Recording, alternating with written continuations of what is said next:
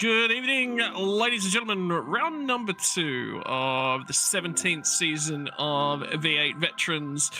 We've moved past one of the perfect numbers in 16 seasons and it's on to season 17. Normally, you tend to finish the season off with a Bathurst round. Well, this season, we've started it off with a Bathurst round. It was wild. And, well, Race Control had a fair bit on their hands with the number of safety cars. It was the same up and down all three splits. Tonight, we venture to the other jewel of the crown of the endurance calendar. It is Sandown. It is going to be an interesting race. 2 compulsory pit stops, and Mez, my word, questions were asked last week as to what was the valid strategies, and questions have been answered. Yep, we saw a very big mix of strategies. Some did not work. Obviously saw a few people who tried to play the early game, didn't quite work out for them, but we've had a few of the rules clarified, and we come to Sandown to see what the next play is going to be for this field of V8 vets. This is where it's located. I'm pretty sure it needs no introduction. It is in the heart of Melbourne, in the suburbs, but very, very importantly, unfortunately for all of you race fans, that is how close all of the housing developments are. I was here only a couple of weeks ago where I got to meet our producer, actually, Dan Yeaman, and it really, really surprised me how close the housing developments were. I was not expecting that, and I can see why the complaints are as they are. In the meantime, we will get to celebrate the joy of 1, 2, 3, 4, the kink at 5, the yeses up through 6, 7, 8, Dandenong Road, and everything that's going on. I actually took some videos. I wanted to go out and see, Mez, what the track looked like, how bad the curbs actually were, and whether or not they reflect the sim. They do. They absolutely do. They are gutters in terms of the curbs. Those big impacts that you get on the suspension in the sim, very realistic, which is always good to know.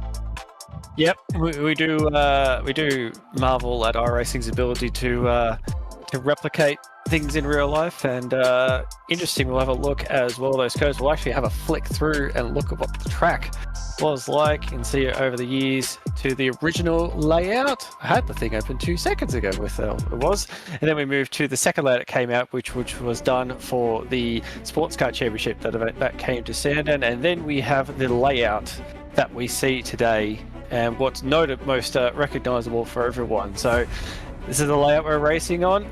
As you can see, 1962 was the original layout. 1984, when we came up with the second layout with the infield. Then 2001, we ended up with the layout we have today. 3.1 kilometers, 13 turns in a clockwise direction. Turns 2, 3, and 4, they are going to be the key corners for this track. Lots and lots of time can be made through there, and you'll see it a lot with racing tonight.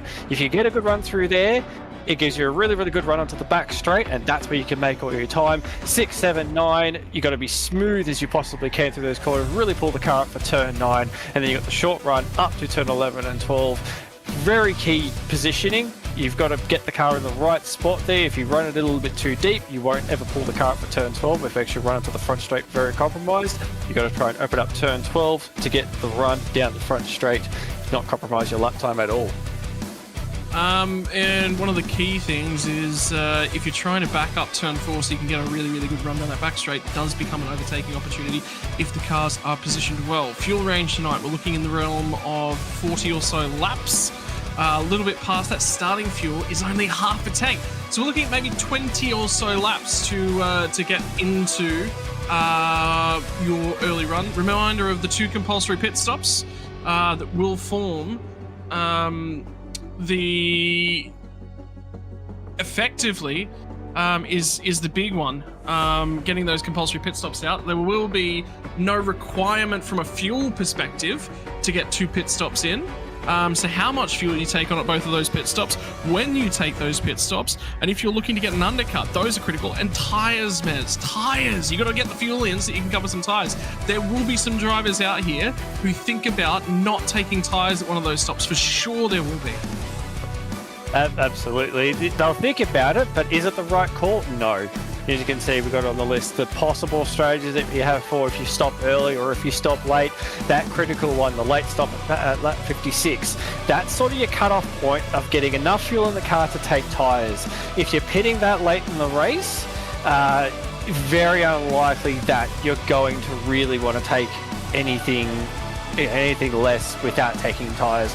We obviously know what these cars are like. The tyres are really, really good for like the first 3 or 4 laps, and then they start to go off. With Sandown, there's a bit of a drop off early, and then the tyres seem to stabilise themselves out. They don't seem to go too far off the cliff. We're looking at around lap 30 is when the tyres really fall off the cliff. Don't really foresee a lot of drivers going that far. I think we're going to be looking at that middle strategy, which is roughly about your lap 19, lap 42 is when you're doing your 2 pit stops. It's really going to depend on where you are positioned in the field. Sandown's, there's plenty of passing opportunities at Sandown, but it's very easy to get stuck behind someone if you're roughly around the same pace. So playing that strategy, pitting in early, trying to get yourself some clear air, it's going to be critical. If you're running up front, that late stop is going to be your ideal position. I want to ask you here, Mez. This is one of those tracks for me that really divides opinion on what we believe the safety car percentages to be, because I tend to think it is a little bit more of a street course design. It is quite narrow. It's not really. If you were to say, is it a Formula One, a GT3-esque style track design? No, it's not. Is it a street course? No, it's not. It's probably halfway in the middle, which means that there are some tight opportunities. There are a lot of opportunities for safety cars. Do you think if we get a safety car on lap 1, clearing 60 litres effectively out of your fuel drop, that means that you are going to be a very, very long period on one set of tyres, but the static time required is going to be ridiculous. 28 seconds possible at the very start end of the race. If you're at the back of the field, have a crack. Have a crack on strategy. I think it's going to be, I think, the similar thing as what we saw at Bathurst, where taking that early stop didn't necessarily pay dividends later on if you were in a position where you could capitalise on the safety cars that later happened in the race. On the topic of safety cars, I think there's a high chance that we definitely will get safety cars, at least in the first half of the race. Once everyone settles into a bit of a rhythm, that chance of a safety car sort of drops off a fair bit once everyone sort of spreads themselves out and the field's got himself into a bit of a rhythm. So I think we will see an earlier safety car. Whether or not it's worthwhile taking the fuel early, taking the paint early, again, you still got to take those 2 stops, and the earlier you take your stop, that means you've more got to stretch the car over the stint. It's going to be hard to see how that works, but no doubt people have sat there and thought about it and probably have a strategy that they'll act on depending on what happens to safety cars. I think the biggest thing is when you come into these sorts of things, the trigger is going to be give yourself. I think there's definitely 3 very, very clear strategies, and it's what triggers each of them. That's how you set your race up. It's not necessarily I'm always doing this, I'm always going in with one strategy, and I'm always only doing the one thing. And sit down and go, this can work, and this can work. What makes each of those individual strategies work?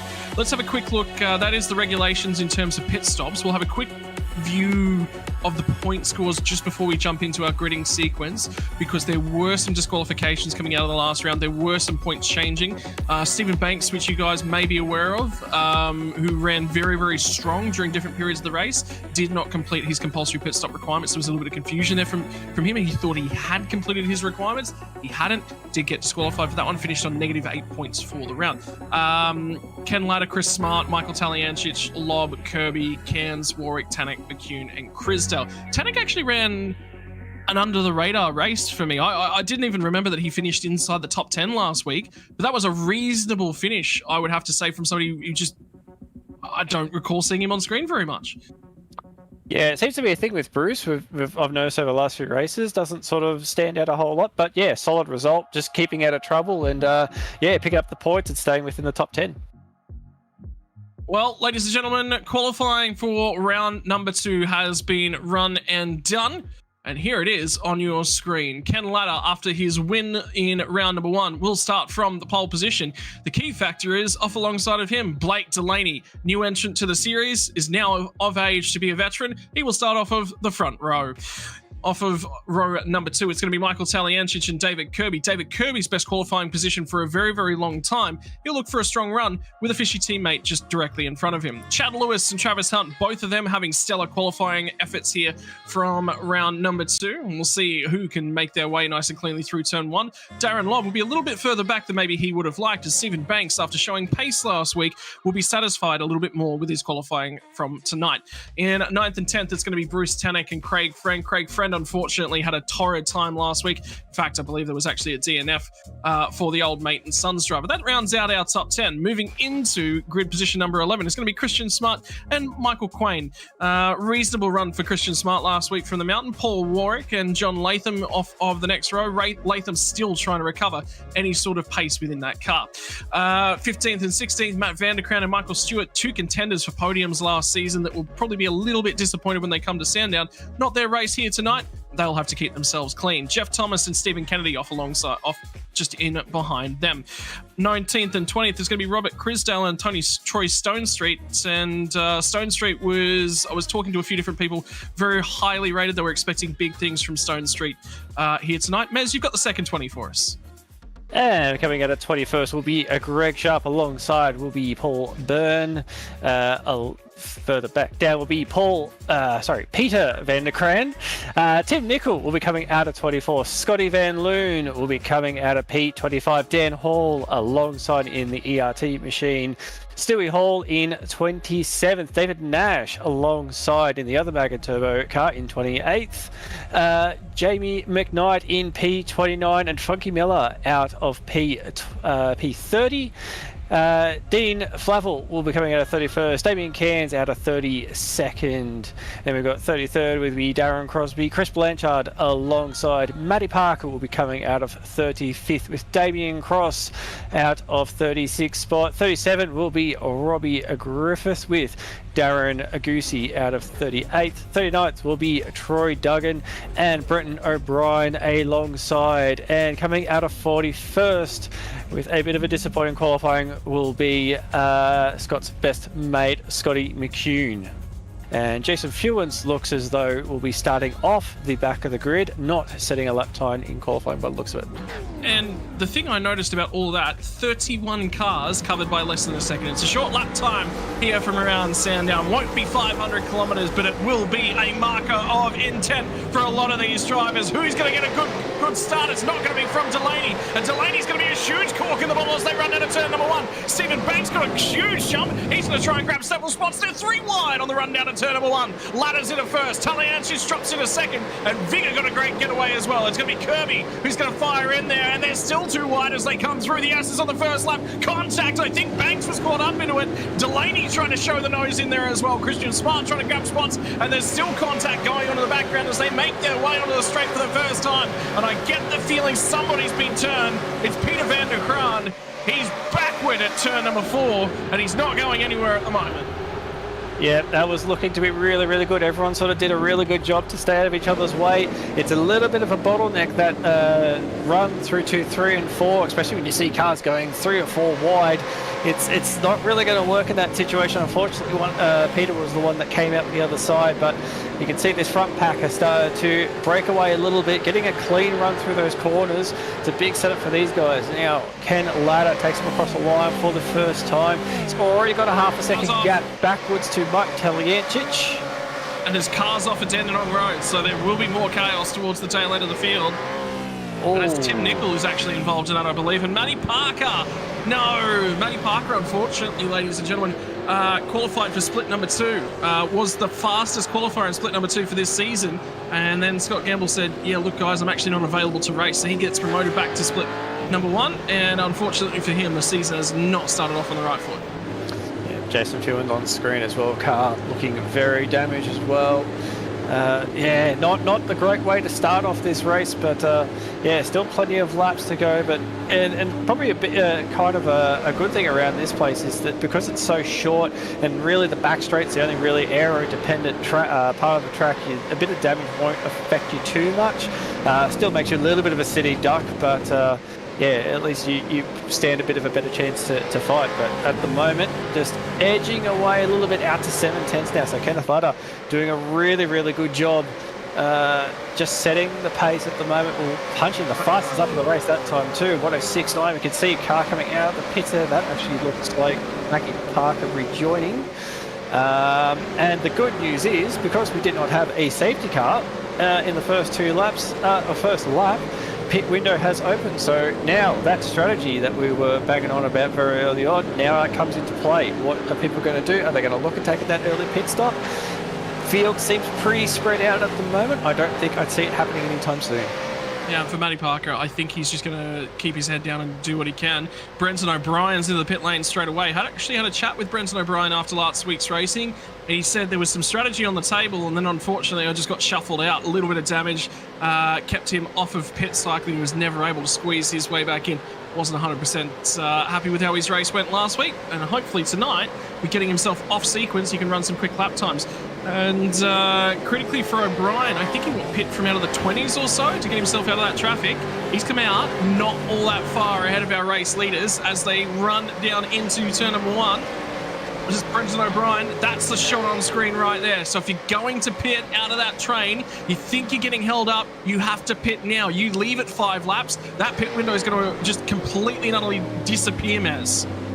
Yeah, absolutely. And I know you can see a few. Yep, Dan Hall's into the lane as well. And he's got I believe, also straight to the lane as well. So interesting. I did not actually think people would take the jump at this point. But Brenton O'Brien sort of displaying the other reason why I wouldn't think pitting so early, because now you put yourself in a position where you can potentially go a lap down. Once that happens, and if you're thinking of safety cars potentially happening later on in the race, that can be a big problem. So you've got to sort of keep yourself off sequence with the leaders at that point. So interesting strategy. You'd almost sort of say you'd want to just stay in the pack. You can see Dan Hall and McCune starting to make their way out of pit lane at the moment. Dan Hall is going to come back up. McCune to follow. So McCune will drop in behind, but now they're going to just behind, but they're going to start seeing blue flags very soon. And yeah, if they've got pace to stay with the leaders, it can work out for them. But yeah, not sure. I think it's probably a bit too early to make the pit stop. But hey, we'll wait and see. Maybe they'll prove me wrong as this race goes on. Well, consider this. The other side of this equation is if there's a safety car, these guys all of a sudden just jump to the front of the field, because everyone else is going to be taking an extra 5 to 10 seconds worth of fuel. So there's a really, really strong opportunity here for these guys to turn this into a plus. They're going to have to do a lot of work on these tyres, and it is not going to be easy. But at the same time, there's no checkups, there's no bobbles, there's no fighting for them. They just get free air. There is a lot of vacant air in and around the track. Indeed, for Dan Hall, who's actually come out of the last corner, there'll be no pressure on him whatsoever in terms of blue flags. He's got a ton of space. Yeah, man, it's going to be all about trying to maximise that pace. So, yeah, again, it'd be interesting to see. Just not sure how. Yeah, it's a big call. We're starting to see now Ken Latta is actually starting to really close up on those lap cars at the moment. And, yeah, that's going to become a bit of a focus for them, trying to clear that one out. Dan Hall, be interesting to see what pace he can pull out at the moment on new tyres. Obviously, they're going to have a few laps up their sleeves with fresher tyres, but yeah, we'll see at the moment. Sector Dan's times in a great position. He's in a great position. Out of all three of these guys that have committed to this strategy, McCune, you get the feeling McCune's going to go a lap down. There's not much he's really going to be able to do about it. Brenton O'Brien's going to be at risk for a long period of time, but he may be okay. But Dan Hall's going to be the one that's going to make the biggest benefit out of this. And I would effectively say, ladies and gents, if you were thinking about coming to the pit lane and your driver was thinking about pulling that undercut strategy, I'd say that window has now closed. Yeah, that's not really going to work for these guys anymore. Yeah. We're at that point where you're going to start to get longer in the race. You can see McHugh now, he's going to be starting to get those blue flags very soon. Ken Latta with a 107, so half a second slower McHugh was, so that gap's going to be closing a bit more. That's not going to help. Oh, that's not going to help either at all. You might want to keep it on the racetrack there. But yeah, the pack behind though, starting to sort of stay with him. You've got Talienchich is actually starting to match Ken Latta at the moment. Lap time wise, that last lap was spot on with him. He's managed to just hold that gap to about 0.6 of a second, so that's really, really good at the moment. Trying to keep that battle. Chad Lewis also as well is managed to just sort of stay in that group at the moment. So having a quick look at Dan Hall again. Last lap was yeah, McCune is very wide actually down at Dandenong, and Ken Latta is on him. Ken Ladder is absolutely on him, and Kuhn's had to lift to let him go, and Talianchik is going to be right there as well. So here comes the old traffic problem. You weren't thinking it was going to be an issue on lap number 6, and now he's dropped a ton of time. Kirby will slot in behind him, and Kirby's going to get held up as well. So, I mean, not much he can do. He's got to try and judge that the best that he possibly can. But have a look how many cars are covered by next to nothing, unfortunately, for McCune. And he will drop by the wayside. In the meantime, the unfolding story of Blake Delaney's start has dropped from 2nd to 9th. So there's a lot of spots dropped. He's now got a very, very big task in front of him. And indeed, the task begins with the 2 cars battling, which are Stephen Banks and Christian Smart. Gets the nose down there. He'll make contact with Banks, and they'll both crawl out the other side, but it will be a crawl. Oh, and then there's another tap on the exit of the corner. So Delaney with a lot of pace. Have to actually see a replay on that one. Only really caught it at the last second, but going for a move there, you've really got to be alongside them before to actually get there. Here we go on replay at the moment. So Delaney wasn't alongside at this point. You can see he's got a good run off the corner. He's flicked it to the inside, and oh, actually, was that a lockup from Banks actually? Yeah, Banks pitched the rears going into that corner, so that wasn't actually necessarily Blake's fault at all. Yeah, just a bit of a slide there. So got away from it. And he's also, it looks like, yeah, we've got the job done here. So he's got past Banks. So now head down back into 10th place. Now he's got to chase down Christian Smart, who's just a bit further down the road. So I think critically about this is these guys are okay. It's the next sort of group in behind them from 14th on backwards to about 33rd. That is the chain. And have a look at them. There's a reason they're being held up. It's Paul Warwick's not doing anything aerodynamically anywhere near as efficient as he needs from that car.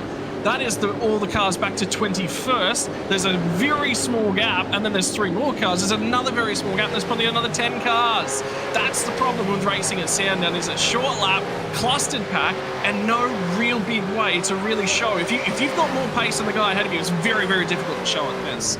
Yeah, you can see he's closing up in the draft. He's going to wait for an opportunity to pull out. No, not quite.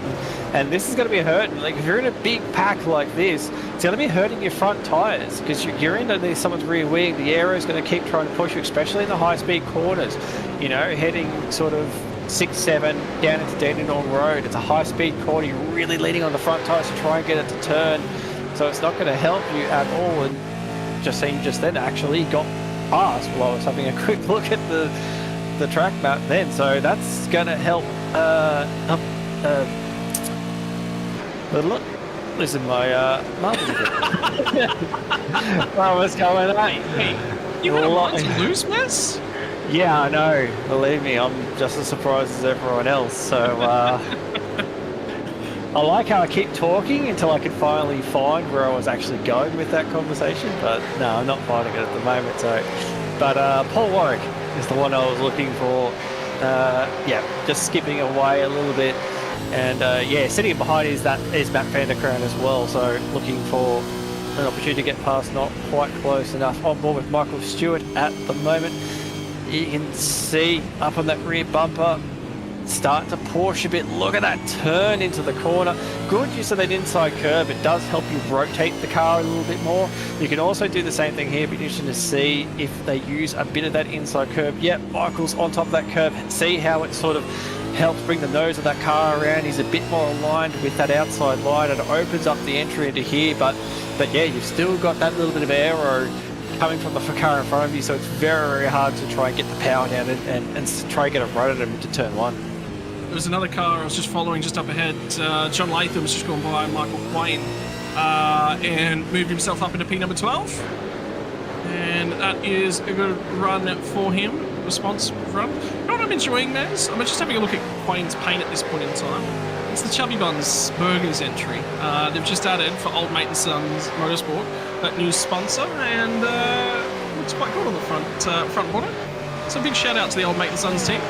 We're talking to them at the tail end of last season about adding that new sponsor to the roster, and they were quite happy about it. They were all over it. And Darren Goosey's actually been promoted out of that squad up in the split one this time. He's shown a fair bit of pace, which is good to see from Darren Goosey, V8 Veterans regular.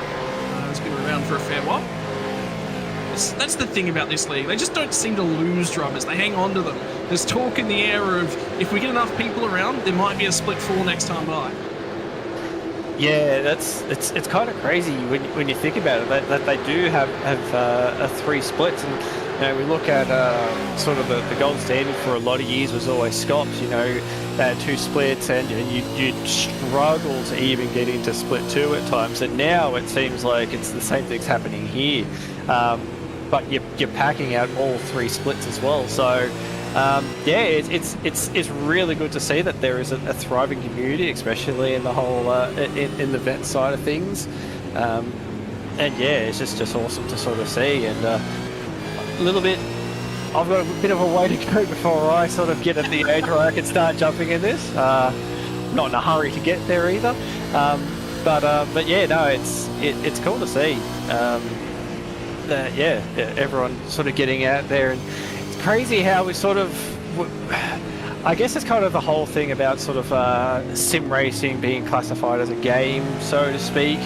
But you find a lot of the time in sim racing, it's not necessarily a lot of kids that do it. It's a lot of older people that actually get involved in sim racing because, you know, whether they've done it previously, like in karts or real road racing or anything else like that, it's like, oh, you'd love to still have that buzz and everything else, and it's just something fun you can get into. And it, like I said, age is not necessarily a huge factor in what you can do in sim racing. You know, if you're an older bloke, you can still get involved, and yeah, no, it's the great equalizer, I like to call it at times. Look at how comfortable Travis Hunt looks at the moment. He's just chilling. He's having a great night. Up in P6, good launch from him. Has moved him up. Just keeping a check-in, so just a little bit of a reminder for those guys who are thinking about the strategy and the drivers down towards the tail end who have done that pit stop. Brenton O'Brien has now been lapped. He's been lapped by the first 8 drivers, and he's about to make it 2 more.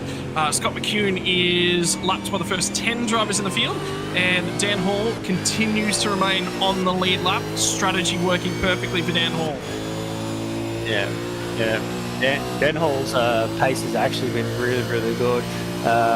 Looking at roughly 5 or 6 laps, because we were having a look at what we are on at the moment. We're on lap 14. Lap 19 seems to be that window for Robert Chrisdale in the pits at the moment. But yeah, lap 19 is that window. We're at lap 14 at the moment. So Dan Hall could actually play this really well. If the leaders decide they get to lap 19, they think, you know what, that's where the break-even point is for doing a pit stop. That gives them a really good position to be in. The only question that starts to happen there is one where he'll filter back into the field once everyone takes their pit stop, but then he's going to be on older tyres anyway, so it could trade itself off. You'll have to start looking at, okay, when can I make that pit stop to get home? Lap 22 will be his second stop where he can actually get home from there. It's just whether or not it's beneficial for him to actually take that stop there and then. Again, I'd still say you'd be wanting to get a safety car at some point in there to try and benefit from that early strategy, because getting to lap 22, or even if he gets it to late lap 25 around that mark, to try and get home from there on one set of tyres is going to be very hard to do. Well, critically now for Dan Hall, last time by 108.594. I think our leaders ran a 107, low to mid 107, so he did lose another second to potentially get lapped, and that's Chrisdale after rejoining has been lapped. Will be Travis Hunt just in front of him, which puts him in between Travis Hunt and Bruce Tannick. There is a little bit of gap once Bruce does get by, but the critical thing here is he has got fresh tyres, so theoretically he's got the potential to be faster than these guys. So he will not want to let any more guys by. In the meantime, Bruce Tannick has got the problem of car on fresh tyres. He's got to show some pace quickly, or I'm going to want by because my race is going to very quickly unfold. Alternatively, the way to solve that if you're Bruce Tannick is to pit. Yep, and that seems to be the message going around at the moment. Jason Fewens is into pit lane at the moment. Dropping down the order lead to 39th at the moment. Jeff Thomas is just pit. Jeff Thomas is pitted as well.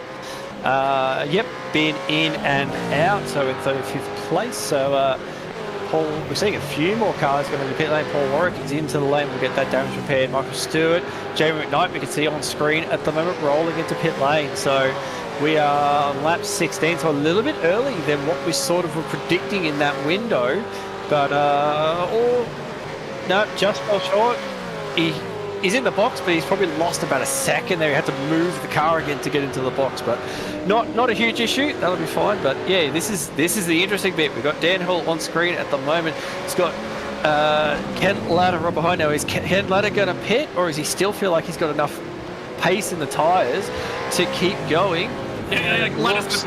Ladder's not going to get held up by it, which means that, Michael, this has now becomes really, really curious. Does Talyancic get by Dan Hall nice and quickly? And for everyone else, this buys them about another extra second that they can feed back out in front of the leader. Let's talk about pit strategies right now. Michael Stewart's fed back out ahead of Dan Hall, and he's a fair way ahead of Dan Hall, so that's really critical for his time. Jeff Thomas, of all the drivers that have pit, Thomas still leads the way. Great stop from Jeff Thomas. Yep. Short pit stops will be the key. We'll see if we can have a real quick look at what his pit stop time was. Stop time was 20 seconds, 39 second total time. So it was a very, very short pit. Looking at a lot of the other drivers we're seeing at the moment, they're getting a bit up there. Actually, let's quickly look. What was Dan Hall's? Dan Hall's was a 30-second stop time. So 47 seconds total stop time. So yeah, you can see it was about 50 litres he did about a lap, so there's probably going to be about 45, 44 litres. So yeah, to fill that tank up. So yeah, that is very short stop from Jeff Thomas. He's going to be looking at probably getting, I'd say, about that between that lap 33, lap 42. That's going to be his pit stop's going to be. And that'll probably get him home from there. So it means he's setting himself up for a very long run to get home on a set of tyres, provided we don't get a safety car towards the end. But at the same time, he'll get himself some track position through doing that. He'll get in, get that stop done early, and gets fresh rubber on. So it'll be really interesting to see how that plays out. Dan Hall has now got a lap down to Michael Talyancic. Your front three, Talyancic, Lewis, Kirby. So pit strategy is starting to become a big thing. Darren Lobb is up to 4th, 5th for Travis Hunt, Christian Smart. Blake Delaney's recovered to 7th. Now has damage on the front right-hand corner of that car as well. So something's happened in his last couple of laps. John Latham has been through the pit lane on the most recent time by as well. He's rejoined just over a lap down. So we're going to be in an interesting phase of the race, probably the next 2 to 3 laps. And I can tell you, Delaney is shutting that car down as he comes down and over through Dandenong. That thing was on the clutch for a very, very long time. So Delaney is planning on going very long. Yeah, obviously the start not going according to plan.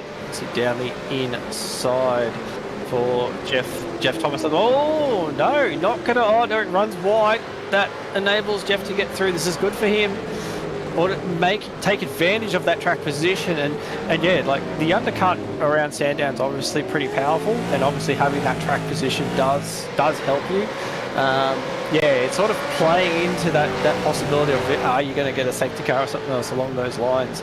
Talyancic still running out front at the moment, so obviously Talyancic will be looking at maybe that later stop more so than that even one. We're on lap 19, so it's about that even point. So just getting fed info, lap 39 is roughly when that window will close for Jeff Thomas. So, which it's his middle stint, yeah. That last is going to be very, very long for him. It will be key though. He will definitely have track position out of it when that all comes through. Pace at the moment, just seeing there, 108. But there was also a bit of traffic involved there too. Ken Ladder at the moment, so a 30-second stop, that's about on average with what we're sort of seeing with a lot of people. Interesting as well, I had on my screen as well, Ken got held up a little bit by a bit of traffic as well, trying to come back through the field. He's got fairly good clear air at the moment, so he'll start setting some really, really good times, but that may play a bit of a factor, especially if looking at where Talyancic's kind of notes. In terms of short pit lane transit times, Steve Kennedy, 29 seconds from end to end in pit lane. That's an extremely short stop. Yeah, we'll just get 10 seconds. That pulled up. Yeah, so that is, yeah, tires just enough to cover tires. Yeah, so he's just taking tires and that's it. Yeah, that's interesting. Yeah. 18 litres is only going to get him in the realm of what, 10 laps? No, It won't even be 10 laps. It's going to be like in the realm of 7 to 8 laps. But he'll be the first car to have completed his compulsory pit stop window. Yeah, so it's like So it's trying to. It's like it's trying to compress those 2 pit stops into one hit. So obviously run the tank dry, throw just enough to get tyres on it, go again, do your 6 or 7 laps, hit again, fill the tank right up. Obviously, you'll put more than enough fuel in to get it home. Talyancic's in pit lane as well, so this will be key to see where he comes out with Talyancic. Yep. So this is as far as you possibly can go in terms of fuel. Talyancic was mega saving, and that's extended him out to the start of lap 21. Effectively got an extra lap out of that tank. And now for Ken Latta, where does he rejoin? Well, a significant way in front of the entire field. This now starts to beg a number of questions here, Mez. And I'm talking a number of... Michael Talyancic just come back out of the pit lane with the lead. Yeah, I was just about to say, Talyancic's actually come out mile in front. That is 22 seconds stop. So that was 8 seconds slower. So again, looking at that, about 8 seconds slower. So again, we're looking at that short middle stint at the moment. So that says to me, he's planning to sort of, I don't want to say actually, probably looking at projecting out to about that lap 42 mark. So it looks like, Talyancic is trying to split this race evenly at this point, whereas Ken's trying to sort of do a bulk of his middle stint is going to be a bulk of his drive time. Check this out. So Dave Kirby came into the lane, remember, from 4th place. Now, that was with Ken Latta taken out of the equation. So effectively 4th, 5th, right in and around there. Has rejoined in 11th. Look at the pit lane time, 41 seconds. Blake Delaney took a longer-ish first stop, but not a massive one. So he's lost to a bulk of the drivers out and around him a significant amount of time right now. If he gets a safety car, though, the thing about this strategy is you get a safety car in this period of the race, you're in a great spot because you've got a very, very short splash to get through, to get out the other side. So a lot of these drivers are looking to take the bulk of their pit, about a medium length stop, which is what we were expecting. But we are starting to see that differential in strategy here, Mez, which is exactly what these rules were chasing. Yeah, and also key factor, once they get to the end of this lap, they can get home from here. They'll be inside that lap 22. They'll be on lap 23, which means they can get the car home from here. So those that have pitted, especially those that have short fueled, that's a good opportunity for them to be able to get the fuel in the car and get home from there. Again, it's a long stint to do on tyres, but if you're thinking about potentially if there's going to be a safety car or something along the line, that's going to help them out massively. It gives them track position and they can keep that. So everyone's, if you get a safety car sort of around that 42 mark, you don't have to, as we've sort of seen with a few other drivers already, they'll pit with everyone else, but they won't need fuel to get them home. They'll just need tyres. There's your 9-second pit stop. Everyone else is still going to be in pit lane. You're dropped and gone. So again, this is a strategy that you can play on, but again, you're relying on external factors to sort of make that strategy work. It looks like a crystal ball. It's a bit hard to do. Man, I tell you what, this is really, really interesting now. I'm loving this regs change. This has changed things up a whole bunch. Driver that Blake Delaney didn't think he'd necessarily be fighting at the moment is Matt van der Kraan, but with van der Kraan's shorter stop, sorry, probably better off to say Blake Delaney's longer first stop, he's now going to get by him. There was a lot of damage on the front right-hand side of that car for Blake Delaney. Fast repair has been claimed from his side of the garage. And now he is really starting to crawl all over that rear bumper of van der Kraan. Tyre life difference is 2 laps in it from these guys. In at the end of lap 16 for Matt van der Kraan. He wanted to get himself out of the queue, did so, but now he's copping a little bit of music on the rear bumper. Maybe it's a fishy motorsport driver wetting a line, looking to catch themselves a fish. You can hear me groaning. As you can see, Blake Delaney right on the rear bumper. This is going to be fairly straightforward. Got a good run off the final corner. He's just going to poke the nose here, but Matt van der Kraan's going to make him work for it. He's not going to roll that out too easy. They're going to go side by side. Matt's going to have just the nose in front when they get down towards turn 2. They're going to try and go side by side across the curb. He's going to keep it there. I got a feeling Blake's going to have a slowdown from that. He definitely used a lot of the inside curve, so Blake's going to fall back behind. Still has it. Yes. Still serving the slowdown. Still serving the slowdown. Still serving the slowdown. He's still going to slow. Nearly there. That black flag is lingering. He's in trouble here of trying to get that penalty cleared in time. And I'm still showing him with the slowdown penalty on at the moment. He's got to try and pull this thing up. Oh, and he's just got rid of it. And now that's presented an opportunity because here comes Michael Stewart. The other thing to keep in the back of your mind, Mez, is that's a lot of extra fuel on board for Delaney. So he doesn't have the same out-and-out speed as these guys right now. And Stewart's going to tag him at the final corner. He's going to go around. More damage to the left front of that car. And Blake Delaney on Vet's debut is not having a great night. And straight back into the lane. And I think that might be to get his final stop out of the way. Oh, mechanical black flag. And he's already burned his fast repair. Oh, no. I'm guessing there's only like one fast repair. So, yeah, this is not going to work out for him. Beyond the jacks, this would be, hopefully, if he's programmed his pit stop, just to do tyres and then do whatever fuel he needs. Can't get home from here, but it just depends on how much damage he's going to have in that car. I would love to see if we can go back to lap 2. Just running on damage at the moment. It'd be good to go back and see what actually the start of that whole thing from corner 2. Because yeah, it'd be interesting to see what the what actually sort of led to the contact through there. I've got a little bit of a pet gripe when it comes to going through that corner side by side. It can be done, but there seems to be a bit of a thing where drivers don't tend to leave enough room. So. Hopefully, there's a chance we can get a replay on it. The secondary thing I'd ask you about, Mez, was do you think that there was contact between Delaney and Vanderkran that straightened out Vanderkran slightly, which meant he couldn't turn into the corner? So he might have been attempting to and trying to provide the space. And Delaney's got a lot of fuel on board at this point in time, which means that he just cannot extract the same raw speed. Vanderkran deep in does miss the curve, so that one's on Vanderkran.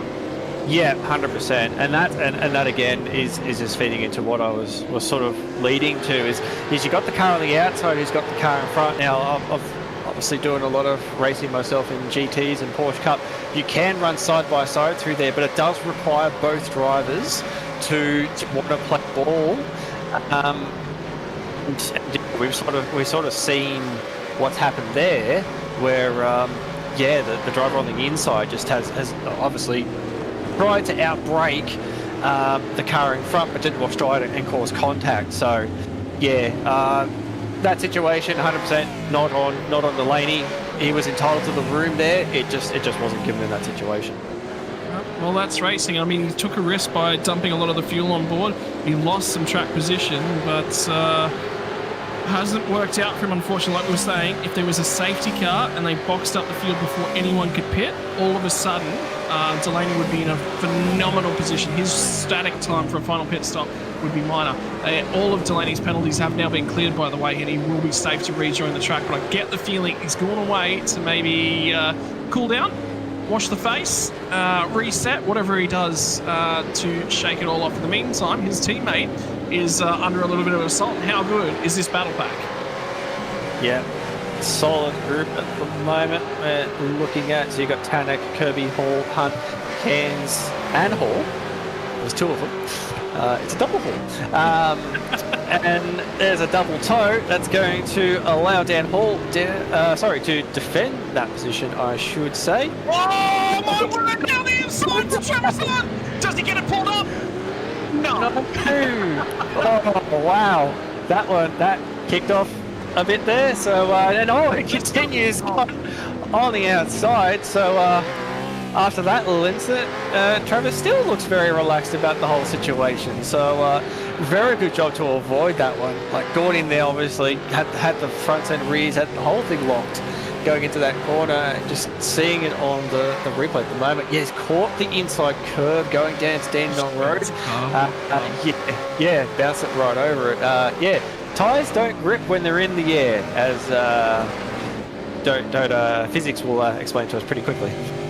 Ladies and gentlemen, put that down as a quote from some... Whoa! Oh! He was in deep. I think he was in deep even without bouncing over the curves. Yeah, now, yes, ladies and gentlemen, quote of the season thus far, tyres don't grip when they're in the air, Simon Mazomo. In the meantime, resurfacing from the pit lane is Dave Kirby. There goes Michael Talyancic.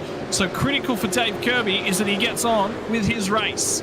And talking about the race that's up front in the meantime, 7.8 seconds now the margin between Michael Talianchis, so that lower fuel load, he is trying to press on with it. But the downside of that is he's now come across a ton of lap traffic, and that is going to cause issues for him, and his lap pace will stagnate a little bit right now as a few cars potentially with their pit stops already served. Dave Kirby's one of them, but he has managed to come out the other side. What's going on there? I think that might have just been a bit of miscommunication there. Yeah, so I was just about to say, defending the race leader when you're a lap down, but yeah, I think that was just a genuine misunderstanding from both those drivers. You can see Ken Ladder on screen, so it's about 7.5 seconds now. Now Talichich has got to deal with that traffic now, but obviously the longer this goes on, Ken Ladder's also going to have to deal with that traffic as well. So this is the ebb and flow. This is what we see a lot in a lot of endurance and GT racing. It's just that ebb and flow, that when the guy in front hits the traffic, he's going to slow down because he's got to deal with it. Once he gets in front and gets away, it's the car behind that then has to deal with that traffic, and it's how quickly you can get past everyone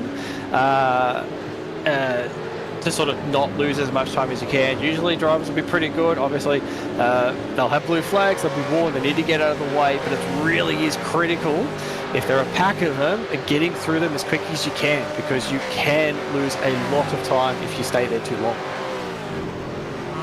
Now we start to take a look up and down and start to think a little bit about strategy. So we said 7.5 seconds in terms of the race lead. Darren Lobb has moved himself into P3 at this point in time. He's doing a phenomenal job up there. And Christian Smart, Chad Lewis, Jeff Thomas, Matt Vanderkraan, who we saw on screen a couple laps ago. Tell you what, Michael Stewart's got pace at the moment because he's come back at Vanderkraan. That gap blew out a little bit after all of the hullabaloo with Blake Delaney. So Stewart's starting to come forward yet again. And I think this is all, we're just going to have big question marks over how everyone cycles out the other side. In actual fact, I'm going to take a few moments, Mez. I might take a screenshot of that and start noting down the order and say, where do they all shuffle out after this pit stop? Yeah. Big one that I've just sort of clicked onto at the moment. We were talking about him for a fair bit. Dan Hall currently sitting in 11th spot. He's about to click 27 laps on that set of tyres. So obviously your max stint time, or max stint, 43 I believe from memory. So it's about halfway through his stint at the moment. A bit over halfway. But that is a really good position. 27 laps completed. If he can get very close to that lap 42, close as he can get to that lap 42 mark, get in, put the tyres on and go, his pace on older tyres has been really, really good. Dan Hall could play himself in really, really well here and actually prove me wrong at the same time, which I'm kind of hoping does happen, because I didn't think it was going to work. But Dan Hall definitely looking good at the moment to prove the early stop was a viable strategy to go with. Mate, yeah, I mean, well, he got himself out in that clear air, and that was the critical thing. He's overtaken, 10 cars, including one of them that's off the track at that point in time, and I believe that was no, that was actually for position, wasn't it? No, it was lap car. It was my apologies. It was actually for position. There you go. It's Daniel's now in top 10. So that's worked out phenomenally. He's done phenomenal out of that. Yeah.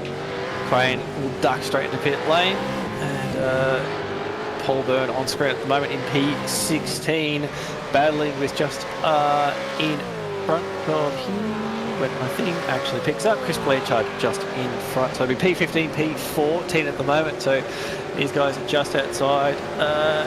I'll tell you what, Dan Hall, actually, with the amount of fuel he's taken on, I'm just looking at the numbers that I've got available, he's taken on a similar amount of fuel to everyone else that came in, albeit they came in 13 to 17 laps later than he did. So actually, in actual fact, his next stop is going to be about the same length of time. Yeah, that would have been good, yeah, because no doubt he would have done a full top up, so we would have just filled the tank up and go again. So it was about just under half a tank when he would have pitted. I'd almost assume that everyone probably would have, who pitted it around that same time, would have done the same thing, half fill it, get to the next window, and then either fill it up or just half fill it again, or three-quarter fill it again to get home. So he's playing himself into that same situation where, he'll just have to put in just enough to get home, and he's going to be so deep enough into this stint that, yeah, he'll be on par with everyone else when they come and do those final stops. So net track position, it's all about trying to keep onto those tyres as long as you can, but he has done a pretty good job for that. You can see on screen at the moment, Chris Friend will be Craig Friend will be getting a drive through for failing to leave race room on lap 27. Was that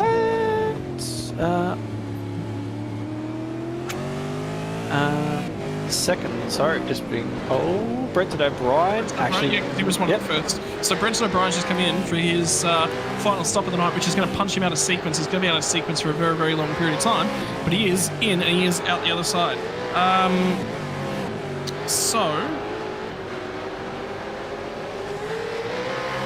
Try and see if we can find out what happened with Craig Friend there. I'm going to give you some numbers that I have at this point in time. I'm just going back all the way down to Stephen Banks, which is in 16th spot, and I'll give you the number of drivers that have gone for a short stop. So what I'm terming an average stop is anywhere between about 43 and 50 seconds, just under 50 seconds, or 43 to 49 seconds. Nice average stop in the middle. Ladder, Lob, Smart, Stewart, Paul, Cairns, Stephen Halls, both of the Halls, and Blanchard. So 1, 2, 3, 4, 5, 6, 7, 8. So half of the drivers have gone for a middling period. So this is going to be the move from Craig Friend. He's going to get trying down the inside at Dandenong, and he's just squeezed him. Oh, that's a big hit as well. Just got on screen. I'm watching this battle at the moment. John Latham and Stephen Banks having a big battle at the moment. It's dragging everyone else into this fight. And there's big shoving. Look, the zero, that's Robert Christ, I think, was in that one as well. Paul Warwick was getting well sideways, but that started at turn 1. John Latham going for a move, and it just kept going. Steve Banks did not want to give that position up. You can see he's getting trained at the moment. John, my word! Spins off the nose of Stephen Banks, and Stephen Banks was way out into the weeds. And if you were thinking that you weren't going to see a safety car, well, all of a sudden, you get halfway through a vets race, and you might just summon one. And Stephen Banks, after last week having a torrid round in terms of compulsory pit stops, being off sequence, tonight he's filled himself in with a drama roll. He's on out here applying for a roll on Neighbours the way he's driving. Yes? No. Craig Sharp going again, so interesting to see what happened there. It looked like there was 2 drivers trying to make the run down to Dandenong Road work. Fuin's down the inside by the looks of it. He's going to have to try the switch back here, but not quite able to get off the corner. And yep, smart move into pit lane. That'll be a fast repair and get that pit stop over and done with. So just having a look here. Don't think that's who we want to look at. Here we go. Yeah, so this is Sharp and Banks on the run down to turn 7, 8, 9. There's a fair bit of net code in that. Yeah, we'll go back again, but I think let's have another quick look. But I got a feeling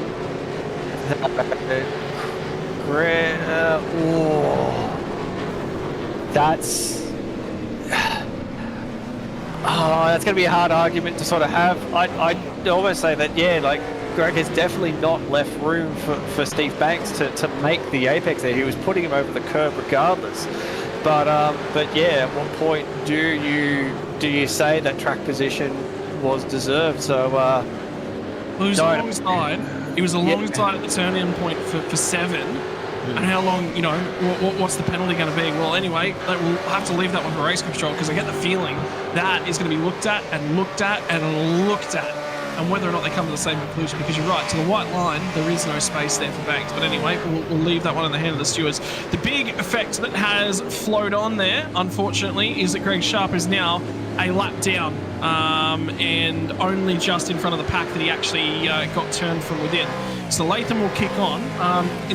So, again... Yeah. It's not total bad news for Greg. He can get to the end from here, and he's close enough to that window that he probably could just keep going. So if we do get a safety car, which I'd almost say that he'd be praying for, not the end of days. Yeah, I just spotted that at the same time our cameras flicked to that one as well. So Jeff Thomas, remember, had a very, very quick first stop. So that is the extended stop of the 2 that he necessarily needed. Which means that we're looking at probably 30-second stops from end-to-end time for the bulk of drivers. McKeon's going to get in and out of the traffic nice and early as well. So we've just kicked over into that pit lane window starting, and everyone is going to be starting to think about when do they come. So in terms of pit stops, here's your drivers. So we said about half of them took an average length stop. Taliancic took a short stop. I think he's made great work of that out to an 8-second margin. He's getting about 2 seconds in terms of pace, but he will be due very, very soon. Jeff Thomas was a short stop. And that was it. There was only 2 drivers that took short-ish stops within the top 16 or so.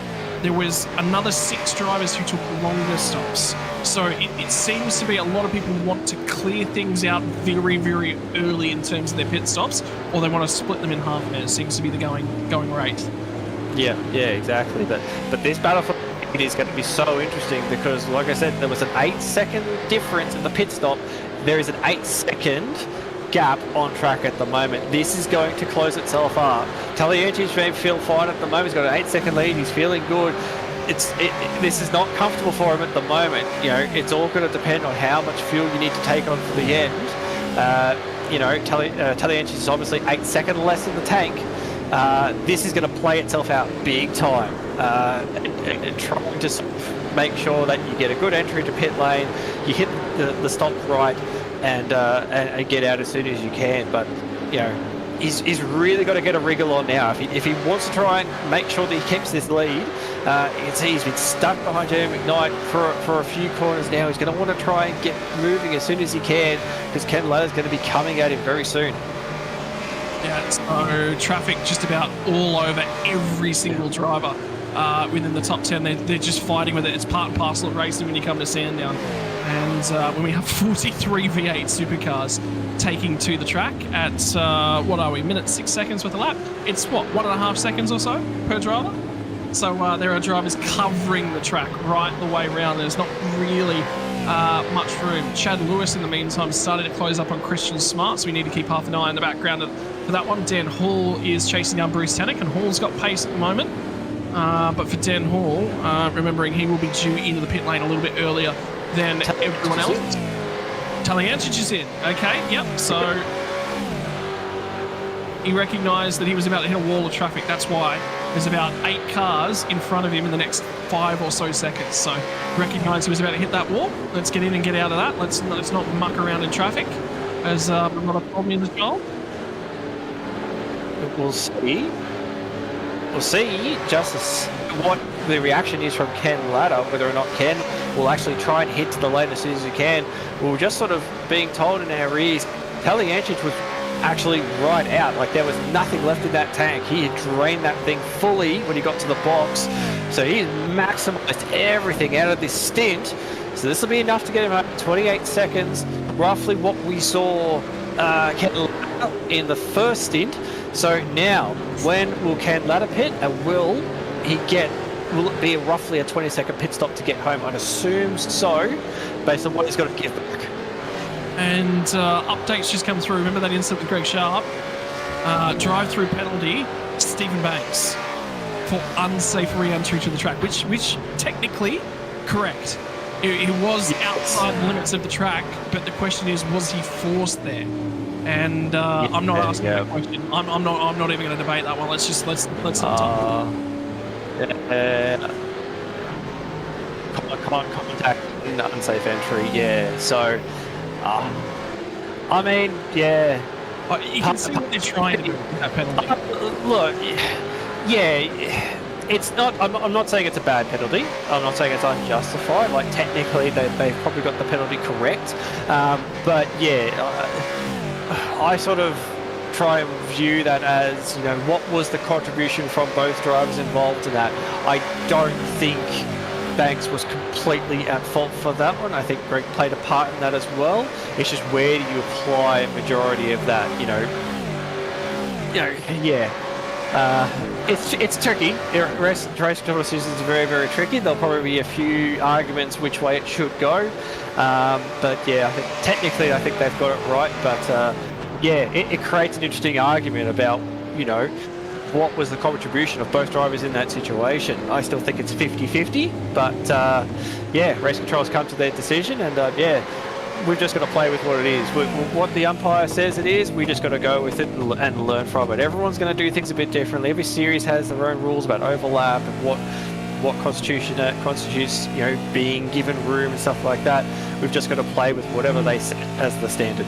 Well, I think the biggest thing that's going on there that we're not necessarily saying is that we're not racing the series. I haven't read the rulebook end to end, and that's the difference, right? So, you know, I think that's the other side of things. Anyway, racing has now continued. Ladder is continued on. Lob, Smart, all have continued on. Chad Lewis is up to 4th spot, doing a great job in the meantime. And he's got a little bit of free air. It'd be interesting to see how deep Michael Stewart goes into this one. He's doing okay. And in the meantime, that battle that you're talking about. Yeah, Dan Hall was very sideways. I just noticed out of turn 4. So he's showing some signs that the rear tyres on that car are not happy at all at the moment. He's got to lap 43. Dan Hall's really gone far in this stint. I don't believe he has been it. He's lap 38 on those tyres. So Dan's done a fantastic job. He's actually sitting up in 7th at the moment. He's just... what I thought was not going to work, Dan's starting to very much quickly prove me wrong. This could actually work out to be a fantastic strategy. Again, he's only going to take the same amount of fuel that everyone else is going to take at this point, so effectively he is on strategy with everyone else around him at the moment, albeit that he is just on older tyres right now. He's done a phenomenal job. I mean, the thing is with that strategy, he's gone 4 or 5 laps, maybe you get to 8, so you at least put a dent on the first set of tyres before coming down and grabbing fresh rubber, which means you get more pace, but the problem is you're stuck in the pack for that little bit longer. That's why he's gone for the lap 4.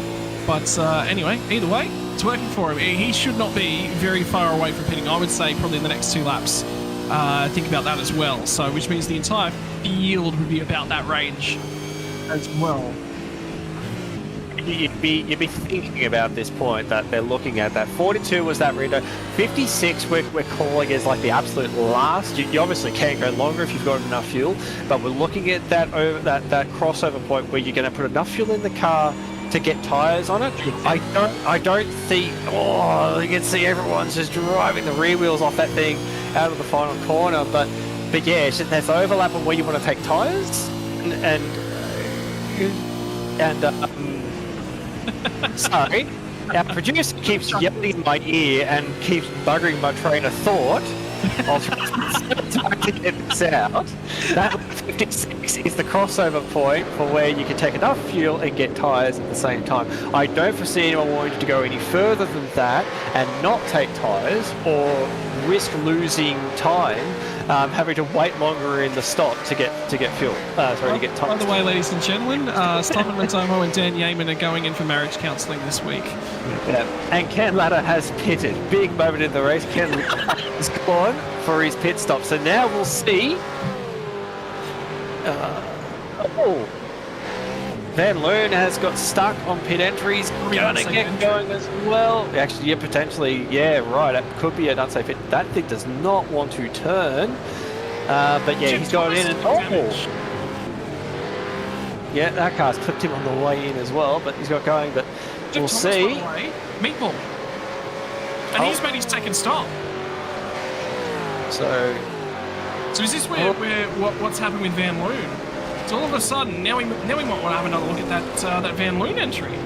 Just real quick, Talyancic out in front by 4 seconds over Kenneth Ladder. So that time we were talking about that he had to give back, did not have to give back as much as what we thought. It was a 22-second stop for Kenneth Ladder, a 28-second stop for Mark Talyancic. So 6 seconds difference in that stop.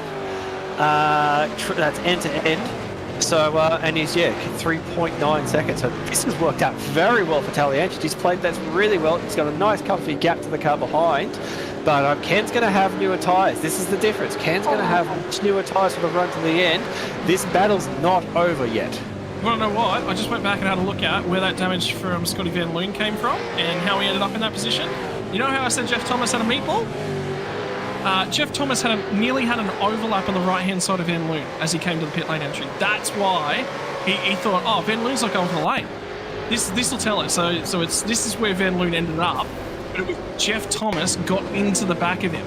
So have a look at this as they come down, and the critical thing is, as you get out of this last corner, a pit lane entry straight to the left-hand side of the screen. And he's in the pit lane, and he's just. But you see the run that Thomas gets.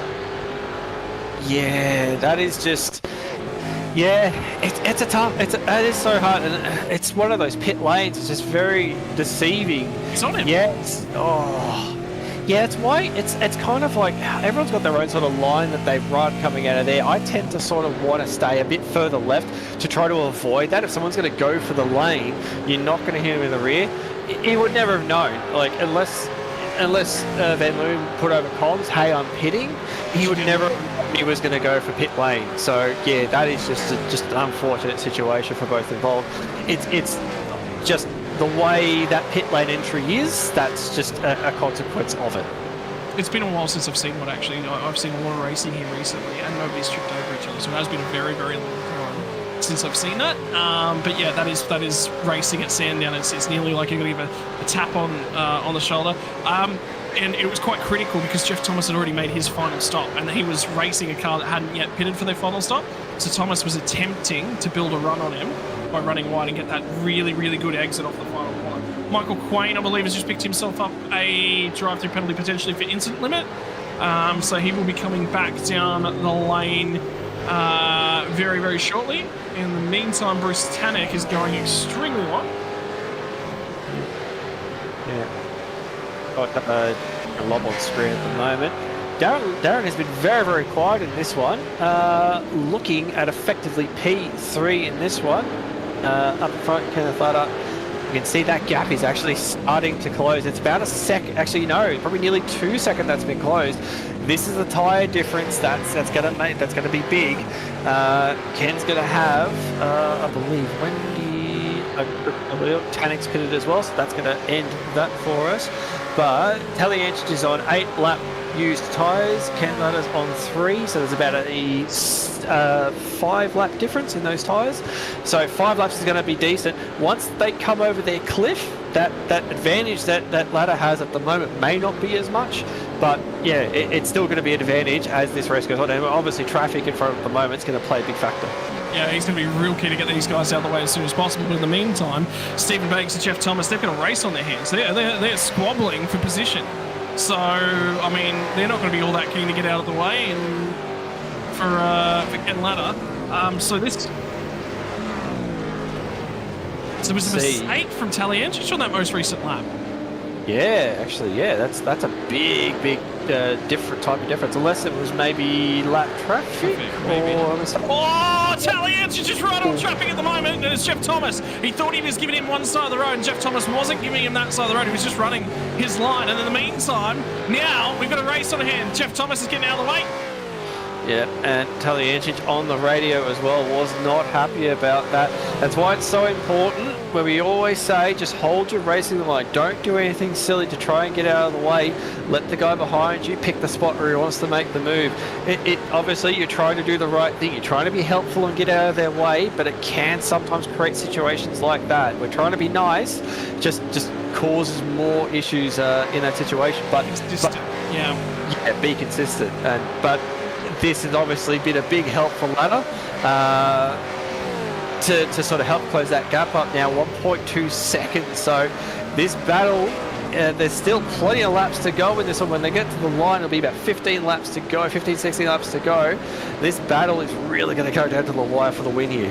So I took some notes earlier on. Remember when I said I was making notes? I was making little bits and pieces for myself. Talianchich was your race leader prior to that last round of pit stops. Still is. There's nothing in it between him and Ken Latta at the line. Remember, these guys duked it out last week as well. And Ken came through to steal all the marbles. Darren Logg was in that P3, so the top three have not changed. Christian Smart has dropped out of 4th place. Chad Lewis went very long on his first pit stop, took a lot of fuel on. He's now jumped back up ahead of Christian Smart, so those two positions have changed. In terms of things, Jeff Thomas, remember we were talking about him, short pit on that first round of pit stops, to try and get some track position. Didn't play out when he got to the rear bumper of Van Loon, so he's dropped right out of there. He was running 6th place at the time, so he's dropped right out. Michael Stewart was just in behind Jeff Thomas. So he was 7th place. He's come back out after that pit in P8. So he's dropped a spot, had an average first stop. Bruce Tannock went very, a lot of fill time on that first stop. Was in about 9th spot, has jumped from there up to 6 spots since that pit stop. So he's been the big winner in terms of taking a lot of fuel. Now, in terms of how those strategies have played out, I reckon your best way to compare them is you've got to run, I think Dan Hall is one of the most important ones. Got in very early. He's grabbed himself a bunch of track position. He's up, I think, in the realm of a ridiculous amount of spots, 10 spots, but he had to do something. He was out of sequence in terms of qualifying. The other one to consider is Blake Delaney. Very long first stop. Got back in traffic and he might not necessarily been fighting. Got held up and his race was effectively over.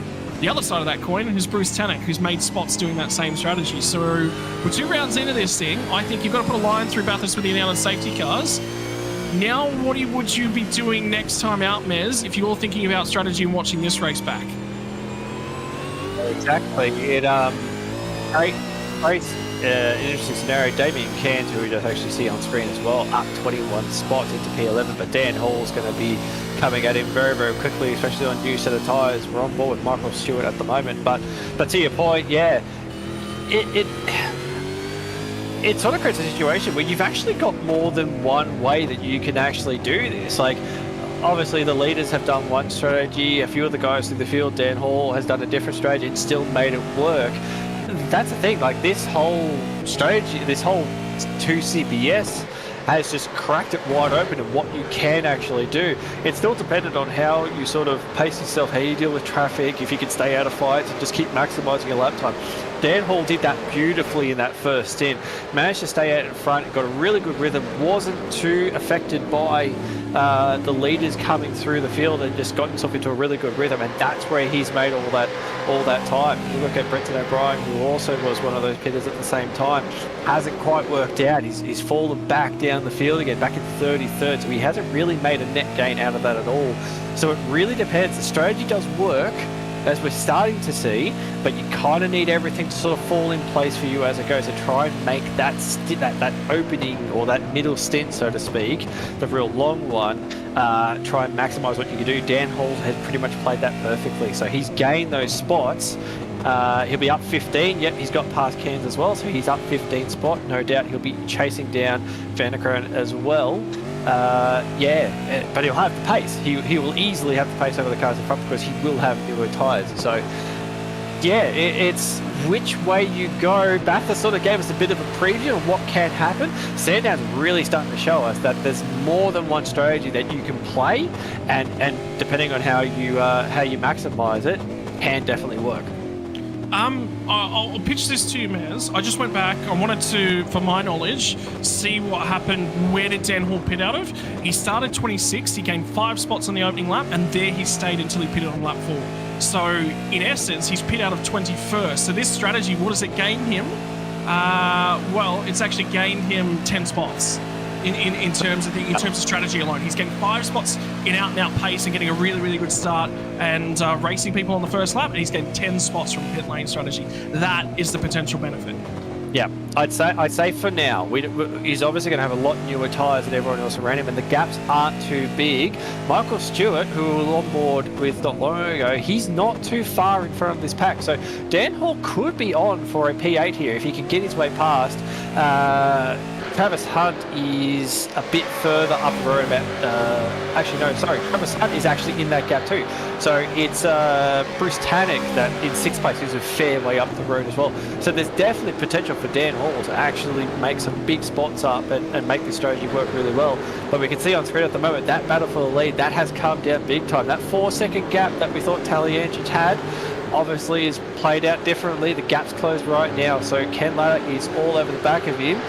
If I remember, let's go back 7 days. This is the same position we were in at Bathurst. Taliancic in the lead and Ken Latta chasing him down once again. I can guarantee Michael Taliancic would not want to be reminded of that, because that resulted in 3 spots dropped on the very final lap and one of the most memorable season as we've had in a very long time.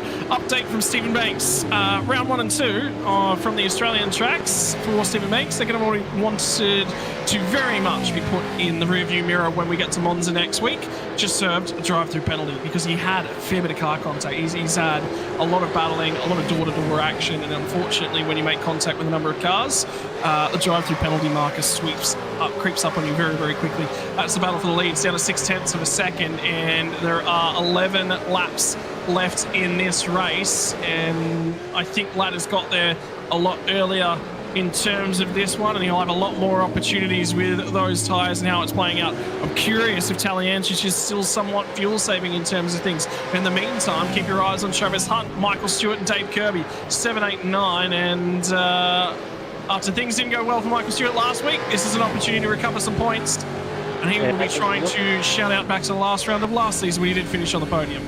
Yeah, just picked this up as well. Todd Duggan, very, very slow. A lot of damage on that car. It's got a meatball flag at the moment. Is he going to stop? He's slowing down, probably letting the traffic through.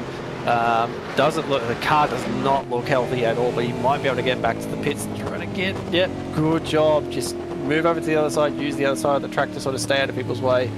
But yeah, if you could get it back to pit lane, it would be all good. But yeah, oh, wouldn't it be crazy to see a safety car right close to the end of this race? We all said there was a high chance of a safety car coming. Doesn't look like we'll... There's a gap. It's there now, so he can rejoin in front of things. He's off the track at the moment. We've not got a good spot to pick him up on the cameras at that point in time, but here's the run down at turn number 1. So the car's okay at this point in time. And Nova SimSport teammates. Oh, big hit. Very big hit. Oh, that very heads-up thinking there to keep the car rolling across the other side. That is so easy to do. Looks like you've got the car back to pit lane. Car's flying in behind as well, but so easy to do, especially if you've got the rears are a bit worn. That curb is just notorious for tripping people up. It's caught me out so many times. Yeah, it's so easy to do. Just a little bit too much power. Just rev yourself up on that curve a little bit too hard, and yeah. You find yourself pretty... There's more accidents down at Dandenong Road, and they're going to get underway yet again. I don't think there was any reason for them to call a safety car. There was just caution that we heard on the in-game radio, unfortunately. And the track has now been cleared as well. It is unfortunately going to be, I believe it's Crosby, it was facing in the wrong direction, and there's still more cars trying to make their way through at this point in time. Yeah. That involved the leaders as well. You had Taliancic and Ladder coming through as well. Oh, car spun there. Having a look on replay at the moment. You can see Blanchard in the 669 going for McKnight. Oh, getting in on him. He's on the inside of the track. Yeah. Go back on that one. I'd like to have another look at that one again, because yeah, there's a little bit of a wobble from McKnight, but it looks like he's gathered it up. It looks like he's gathered that fight, a little bit of a slide, but he's caught it. He's there.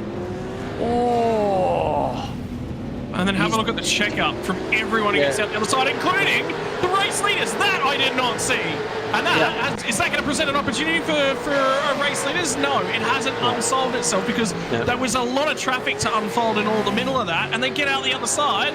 And that's actually given Taliancic a reprieve, would you believe it? Yeah, there's a little bit of a gap now, so that has worked out a little bit for him, a bit of breathing room. It's still about half a second there, but yeah, it'd be interesting to see how race control sees that incident. Yeah, like I said, a little bit of a slide from McKnight. He's done a fantastic job to actually gather that back up and pull it up.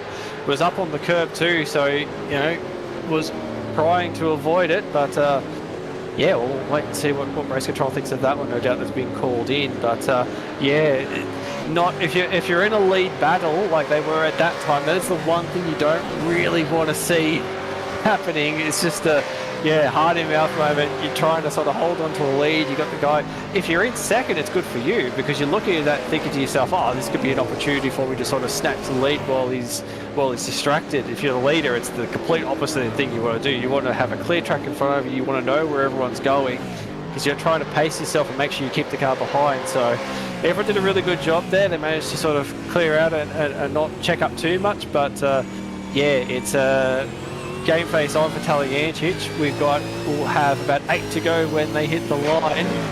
7 to go when they hit the line. You can see he's using the draft of the slower of the lap car in front of him to try and help sort of pull himself along, to not allow the draft at Ken Ladder to help pull himself up closer to Taliencic. I'll tell you what, it's Michael Taliencic just come off of one Bathurst 1000 on the weekend, so his driving hours will be through the roof. He'll be into another one this weekend as well. So, and there'll be a number of drivers in this field that will be competing again on Sunday night, as all of the V8 Supercars Royalty Series, as I'll effectively call them, because they contain the royalty of the Australian driving community, do the circuit of the endurance calendar, and they'll finish up this weekend with the Logitech G Invitational Series at Bathurst, and that will sign off another endurance season again in terms of things. But in the meantime, Travis Hunt is still defending from Michael Stewart, hasn't presented an opportunity. And for Dave Kirby, this is an interesting one.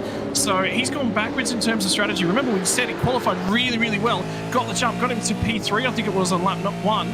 Well, strategy hasn't worked out. I wonder whether or not traffic's brought a little bit into that, and he's in 9th spot at the moment, but still a little bit of an opportunity. And Travis Hunt is getting harassed on the run down to Dandenong. They'll get to 7. He's offline there at 7. Didn't quite get the car pulled up. Didn't quite get it turned in, and he is ailing with 6 to go. Yeah, looking very relaxed considering wasn't the most optimal line in there, and yeah. It seems like he's a bit of a Sunday driver at the moment, and that's good. Like, as you don't want to sort of get yourself all sort of worked up. The more relaxed you are, the more you. Can we get battle? Can we get the 2 Zoom feeds stuff? That's probably asking a fair bit. Well, we're going to make you do it anyway. This has never been done in terms of SimSpeed Productions behind the scenes, but we're going to have a crack at getting you guys 2 cameras side by side, because it's one of the very few times we've had 2 drivers on our Zoom feed battling each other with 6 to go. It's going to be a lot of effort from Dan, unfortunately. I think try to get a little bit of gain. They're the only 2 on the Zoom feed, I think, actually. I think we've only really got 2 drivers on there tonight. Yes, Damien's not far back as well. Another one with the Zoom can at the moment. So the few people with the Zoom cans are all finding themselves battling each other tonight. So, but yeah, it seems like at the moment, Travis Hunt's doing a really good job. He's coming off the corners really, really nice. You can see that gap just starts to open itself up a little bit. Michael Stewart with a little bit more better placement through there. You can see there coming off the corner, that gap just closed up really big. He got the car much better settled, more placed as they came onto the final corner. They're able to close up right up the rear bumper. So this battle is going to be very interesting. Stewart, obviously, it is a bit of a straight from Travis there into turn 1. He's going to hold on to it, but it's just those rear tyres are going to be screaming out at the moment to say, please, Travis, don't do that again. That hurt. So, and you can see Michael doing the same thing as well. And the car just behind him as well, David Kirby, he's going to be looking at this as well and thinking, you know what, you 2 guys can battle a bit more. I might gain a spot out of this as well. So, yeah, still. Well, I tell you what, Dave Kirby is, in the meantime, he's actually been out on these tyres since lap 28. So he came in very, very early on. In the meantime, it's the driver in the blue HSR car on the left-hand side of the bottom corner of your picture, and on the right-hand side is Travis Hunt. There we go, other way around. I literally get through finishing saying who is who, and we get switched. Still better production than AEW. If you're wrestling, get that reference. If you're not, don't worry about it. Forget about it. Travis Hunt defending away from Michael Stewart. Stewart's going to have a look. Shows the nose on the run down to turn number 1. And I tell you what, whilst this battle's going on, we've also got one for the race lead. It's down within a couple tenths for the race lead. There's the one on screen. And I tell you what, ending up 65 laps at Sandown is going to be a sweaty affair for a number of drivers. That is the margin that's on the screen. It's 3.5 tenths, Mez. And Ladder's got a really good run at the moment. Trying to keep at the moment. Ken's going for a bit of a look as well. This battle is really picking up big time. It is absolutely on for the lead. Ken has really, really good pace at the moment. He's managed to hold onto those tyres really, really well. Taliencic doing everything he can. A tap on the rear bumper. The Morse code's coming out tonight as well. But a really good run off the corner there for Taliagic. He's going to open that gap up a little bit more. Ken just drove it in there a bit hard. Just wasn't able to sort of get the run off the corner as well. But this is good for Tally. He'll have a little bit of a gap here now as they run down into Dandenong Curve. Can, you know, just on the brakes hard. Ladder right on the brakes. Ladder's brakes at the moment. He's doing a really good job of getting that thing actually stopped. Raging, try that again, raging right up on the rear bumper. You can see using all that curb to try and get the cutter turn. That's a really good, oh no, he slid it off the corner. That was looking like such a good exit off the corner, but just could not get the power down. He's still going to be in the draft, but this is just going to help Taliagic. 2 more laps to go. This is going to be close as they get to the end.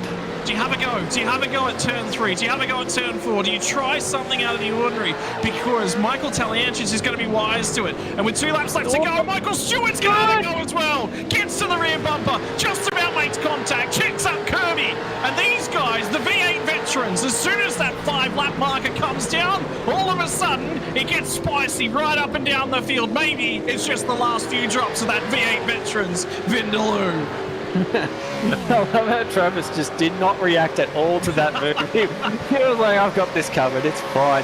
But you can see now Stewart's really going to have to put the defense on. Kirby's got some really good pace. Kirby going for the outside, but doesn't look like he's going to do it on the rear bumper as well. So Kirby's going to be all over the back of him. The race lead, it's still up for grabs. Ken Ladder is all over the back of him as they come through to the final corner. This should be the final lap as they head towards the line. Yep, you can see the flag waving here. 1 lap to go.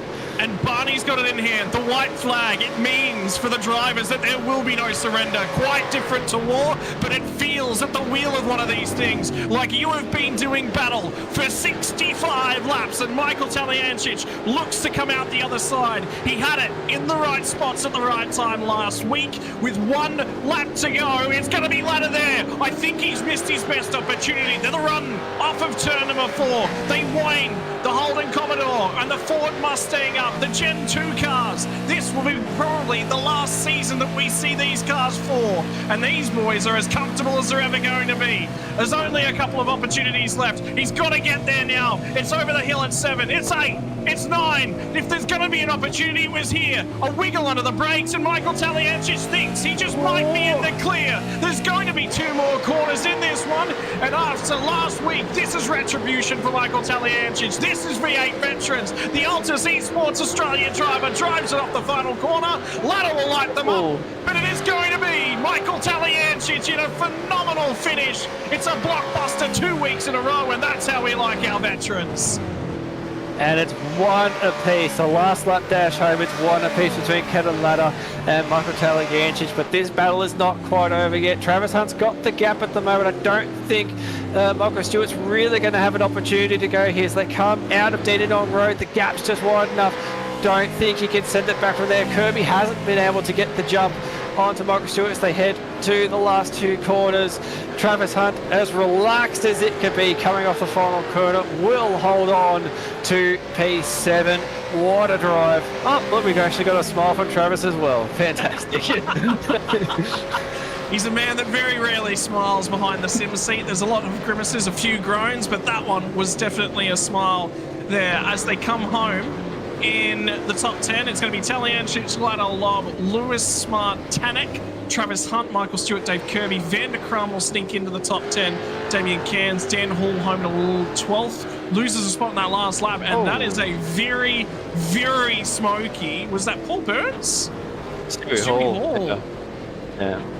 But home in 20th with a busted motor, but again, home in 20th. And funny that we mentioned it when we started the broadcast, but Bruce Tanek again P6 tonight. Didn't see much of it, but again solid drive to get home in 6th place. That's banking a whole bunch of points. Darren Lobb was in a part of that battle pack last week, and I tell you what, we'll get out the other side of this one, and I think we're going to ask Michael Taliagic how he's feeling after a couple of weeks of endurance racing. He's been to this place a couple of times. He's been to Bathurst once already. There'll be 1 more to go his way.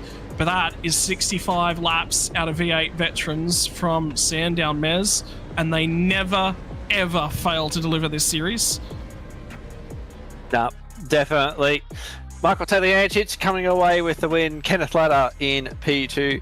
Darren Lobb, we were just coming through there to pick up P3. Chad Lewis in 4th. Christian Smart in 5th. Bruce Tannick, again, fantastic job in P6. Travis Hunt can have a smile coming home in 7th. Michael Stewart, fantastic drive into 8th. David Kirby into 9th. And Matt van der Kraan rounding out the top 10. We'll throw it over the page. Damien Hands, Dan Hall, after pitting early, gains himself 14 spots overall. John Latham brings it home in 13, found some pace in that race, had a great battle with Paul Warwick in the closing stages of things. Between Paul Burns and Robert Crisdale, there wasn't much on the timing tower either. Troy Stone Street will get home in 17th. Tim Nicol, Darren Crosby, and Stuart Hall. Sands Engine crosses the line in 20th. And we'll go across to 21st. Dean Full in 21st spot. Funky Miller. Chris Miller. No, Chris Funky Miller. Chris Funky Miller. That just throws me. You were saying something else. Anyways, Chris Miller coming home in 22nd. 23rd will be David Nash. Jeff Thomas home in 24th spot. Scott McCune coming home in 25th. Good result to come through the field. Did start off the back. Darren Gozy in 26th. Steve Kennedy in 27th. Chris Blanchard in 28th spot. Michael Quain will come in 29th. And Peter van der Kraan rounding out the top 30. And then finally over the page to the second to last page, because there are a few drivers off the tail end of this one. It'll be Brenton O'Brien with that early pit stop strategy. Didn't work out for him this week. Greg Sharp, Damien Cross, Jason Fewen, Scotty Van Loon had an interesting pit lane entry. Robbie Griffiths, Stephen Banks, multiple trips down the pit lane for him. Matty Parker was the first 2 laps down. Blake Delaney did get back out there, did resurface, did get some laps completed. Jamie Knight did not. In the final couple of drivers on the final page of our running order will be Todd Duggan and Craig Friend in terms of 42 entries, 16 laps down for Craig Friend. But it was a bulk of the race for those guys, so we'll actually earn points. I think what we were looking at, 15 laps from the end, 16 laps might actually be right on the threshold of 75% race distance for Craig Friend. And yeah. So, ladies and gents, after 65 laps from Sandown, we'll get the opportunity to talk to Michael Taliancic this week, given that, unfortunately for Tally, it was 1st to 4th on the last lap last week. This week, it's 1st to 1st. 2nd to 1st. Well, 1st to 1st on the last lap, shall we say. Yeah, there you go. Good run. Strategy was a little bit different from you here tonight, which we were really rapt to see was the bulk of the strategies up and down the field, mate. Short pitting, getting yourself out and with a short fill on that first stop, it looked like you really put the foot down with less fuel in the tank, and you got that margin. The critical number we're looking at was about 8 seconds you need to go up the road. Managed to do that quite nicely. Yeah, I had that in my mind. I thought, like, me and Ken were pretty competitive. I think he was a bit faster on fresh tyres, and once the tyres came off, I think I was a little bit faster based on his speed when he was in front of me.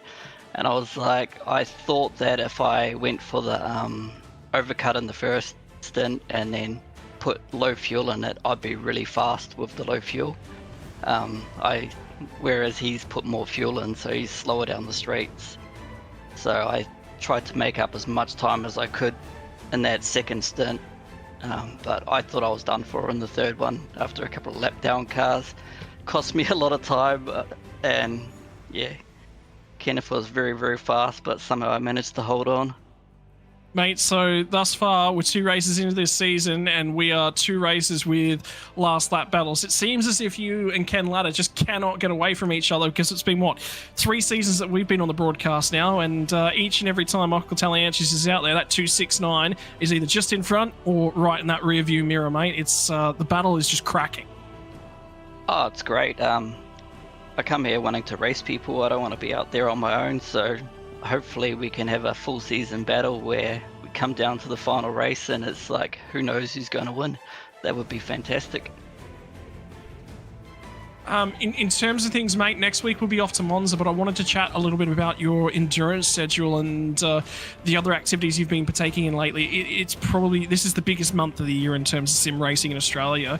How's the fatigue levels? How are you managing at the moment? I'm absolutely exhausted right now. I don't know if it's completely because of the endurance series, but it is 10 past 1 in the morning in New Zealand right now. This is probably the worst week for me to race vets. We had daylight savings. I think it's a week before Australia, so we're up really late. But I'll be fine. I'll get some sleep and I'll be back to my normal self, and looking forward to another Bathurst 1000 on the weekend. Mate, and finally, floor is yours to thank it all that's possible for this new partnership for Altus Esports Australia. Yeah, I'd like to thank Altus for taking me and my team along with them in their journey, and I'd like to thank Logitech G, VRS, Racetech New Zealand, and Altus Engineering. And a big shout out to everyone who runs this series. It's fantastic. Mate, we'll let you go to sleep because you can hear it in your voice just how exhausted you are at this point in time. Go and get some rest, buddy, and I might be talking to you later in the week then with the Logitech G series, mate. Congratulations tonight. Good luck for the weekend. Cool. Thanks, guys. And Mez, I believe you've got Ken Ladder on standby, and he's going to be rough and ready to go after 65 laps of battling Michael Taliancic. Ken, fantastic job. Last week you were on the top spot, but the same thing has happened. You've been battling with Michael Taliancic right at the end, so different strategies played different. Tally took the shorter stop at the beginning, and what was your sort of thought coming up to the final pit stops? Obviously, Michael having to give a bit of time back. Did you think you'd have enough to get back into the lead towards the end? Honestly, wasn't too sure because I pitted a little bit early in the first stint because I thought he might have been saving a bit of fuel behind me, and then on that middle stint I just didn't seem to have pace, particularly in the middle part of the stint itself. When I actually pitted and came out, I knew obviously he took less fuel, and I ended up being a bit closer than I expected it to be honest. So yeah. Obviously, that little bit of traffic at the end sort of aided a little bit, closed that gap up a bit more. Did you feel as though if you had a few more laps, you would have got the job done, or was it everything you had left in that car you threw at it for those last few laps? Yeah, I think I threw everything at him, including the kitchen sink, and just the couple of little areas I was quicker than him, I just couldn't capitalise on it, unfortunately. Yeah. Well, fantastic work, and obviously Sandown, you're obviously involved in the Pro Series as well. You're going to be same as Michael, have a heavy schedule that's almost about to come full circle when you do the 1000 at Bathurst. It obviously lots of laps everywhere. You feel like you're still got enough energy to finish it off with Pro Series? Oh, definitely. I mean, I haven't had a very good season so far, so hopefully this 1000 bring some good things to light. We had a solid effort at Scott with the top 10 and with Jamie, and so anything's possible in these long races, and you don't give up. Yeah. And thinking more long term with Vet Series, your first two races have been really good. You'd be feeling a bit confident and heading into the series of having a good crack at maybe going for the title this year. Oh, most definitely. I mean, not being here for a lot of last season and going away, and then some of my own doing as well, which really brought me undone last season. This season, trying to put my best foot forward, and so far so good. Still a long way to go. Just take each race as it comes and try to drive more smarter instead of making silly moves, So. Well, you're putting the right foot forward so far. Fantastic first two races. Who do you like to thank for getting it done today? Well done to Taliancic. He did a really good effort to stay ahead, and Loeb for the top three. I'd like to also thank you guys and the guys from Race Control and our sponsors, Wave Runner Performance, Smith & Son, Epoxy, DGG Customs, Australian Laminating Company, Kennels, JK Signs, Nolan, Aftershock PC, West End Mazda, and Too Easy Finance, and all the guys at SSR. Thank you so much.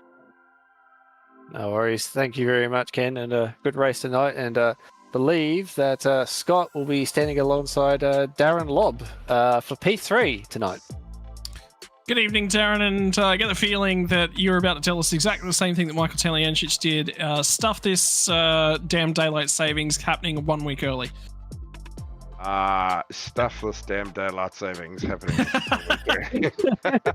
Yeah, I gotta be honest, it's a killer. Him and I were just chatting now in the green room going, oh, this is the worst race of the year. And I insult all Australians, the worst track and the worst night of the year. Mate, everything's terrible. The next thing you'll be complaining about the Melbourne weather after coming here as well. Yeah, probably true. Anyway, 1:15 in the morning on a Thursday night when I'm on leave tomorrow is... if you're still sitting on the sim driving around Sandown, P nowhere and P3, you should be having a beer in your hand to have a bit of fun, right?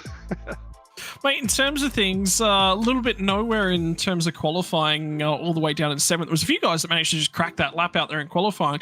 Lap number 1 presented a few difficulties in terms of other cars just not getting the starts around you, but I think the change that we're sort of starting to see last season, there was maybe tripping over a few little people. I think we're starting to see that little bit of an edge, that finesse is starting to come back in terms of the supercar. Yeah, I think so. I'm just battling to find time to get onto the sim at the moment. So, I'm trying to use that time before the race on a night now to do a bit of practice. But it's, when you kind of get it in your head that it's, Sandown's a bit of a bogey track, then guaranteed you're going to hit the curbs wrong all the time. So, yeah, I did a lap as good as I could do in qualifying. It was really, really conservative. And I ended up doing my faster lap on the second lap, which is unusual in the supercars. And then, you kind of just got to knuckle down the start and get going. And I got a good enough start, and it was clean down the inside. And yeah, I got held up that first stint behind Dave Kirby. He went really well the first few laps, but I think just burned the tyres off. And then it was just, he just dropped back from the cars in front. I don't know what happened to Chad, because I was kind of watching him, didn't think I'd get back past him. But that's I suppose that's the joys of the conversation we had last week about 2 compulsory pit stops is, I think to jump Chad in the pits and that sort of thing is probably down to 2 pit stops in a night, which makes the race exciting. For me at least, to move forward. Mate, in terms of things, talk to us a little bit about the pit stop strategies, because there was a few different strategies up and down the field. We had a bunch of guys take the longer stop very, very early on, and they dropped back behind guys, and that probably cost them a little bit of time. And then on the other side of the coin, you had Michael Taliancic, who jumped ladder in the pit stops and went for that shorter stop. There was a number of drivers who went for that shorter stop on the first stop. They tended to come out positively this week. Does that change the approach for next week, particularly given we are going to the draft heaviest track of them all at Monza? Yeah, I think Monza's going to be... I think it's probably going to have the same concept, but for very different reasons.